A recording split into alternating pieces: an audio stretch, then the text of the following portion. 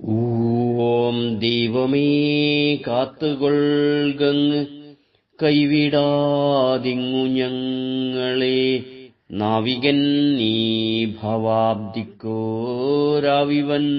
തോണി നിൻപദം. ചിത്സ്വരൂപികളെ, ഗുരുദേവന്റെ ദർശനങ്ങളിലൂടെ എന്ന പരമ്പരയിൽ ഇന്നത്തെ നമ്മുടെ ചിന്തനീയ വിഷയം അറിവ് മനുഷ്യനെ നന്നാക്കുന്ന മരുന്ന്. ഇനി ജനങ്ങൾക്ക് വിദ്യാഭ്യാസം കൊടുക്കാൻ ശ്രമിക്കണം. അവർക്ക് അറിവുണ്ടാകട്ടെ. അതുതന്നെയാണ് അവരെ നന്നാക്കാനുള്ള മരുന്ന്. പ്രിയരെ, 1917 ഗുരുദേവൻ പുറപ്പെടുവിച്ച സന്ദേശമാണിത്. ശരിയായ ആരോഗ്യനിലയിൽ ഏതെങ്കിലും വിധത്തിലുള്ള കുറവുകൾ സംഭവിക്കുന്നതാണ് രോഗാവസ്ഥ. രോഗം മരണത്തിനു വരെ കാരണമായേക്കാം. മരണഭയം ഏറ്റവും കൂടുതലായിരിക്കുന്നത് മനുഷ്യനിലാണ്. അതുകൊണ്ട് രോഗം വന്നാൽ അവൻ ചികിത്സ തേടുകയും ചികിത്സകൻ നിർദ്ദേശിക്കുന്ന മരുന്ന് യഥാസമയം കഴിച്ച് രോഗവിമുക്തിക്കായി ആഗ്രഹിക്കുകയും ചെയ്യുന്നു.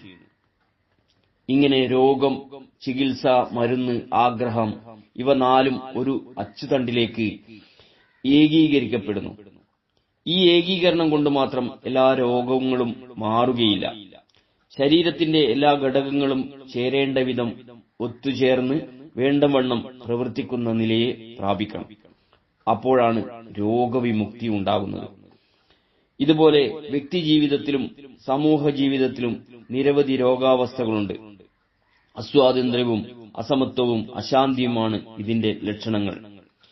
ഇവയെ മറികടന്നല്ലാതെ ജീവിതത്തിൽ മെച്ചപ്പെടാൻ കഴിയുകയില്ല. നല്ല പാത്രത്തിൽ ശുദ്ധിയില്ലാത്ത വെള്ളമിരുന്നാലും നല്ലതല്ലാത്ത പാത്രത്തിൽ ശുദ്ധജലം പകർന്നു വെച്ചാലും രണ്ടും കുടിക്കാൻ യോഗ്യമല്ലാതായിത്തീരുന്നു. അറിവില്ലാത്തവന്റെ അവസ്ഥ ഇതിനു തുല്യമാണ്. നന്നാവാനുള്ള അവസരങ്ങളെ അറിവില്ലാത്തവനും പ്രയോജനപ്പെടുത്താനാവില്ല. അറിവില്ലായ്മ കൊണ്ട് നന്നാവുവാൻ ശ്രമിച്ചാലും അത് ഫലപ്രാപ്തിയിലെത്തുകയില്ല. കാരണം സത്യവും അസത്യവും നിത്യവും അനിത്യവും ശരിയും തെറ്റും അറിവില്ലാത്തവന് തിരിച്ചറിയാൻ പ്രയാസമാണ്. ഇതാണ് അവന്റെ ജീവിതത്തെ നന്നാക്കാത്തത്. അതിനാൽ അറിവ് മറ്റെന്തിനേക്കാളും പ്രധാനമാണ്. മനുഷ്യനെ ജീവിതത്തിൽ നന്നാക്കുന്നതും സ്വതന്ത്രനാക്കുന്നതും അറിവാണ്.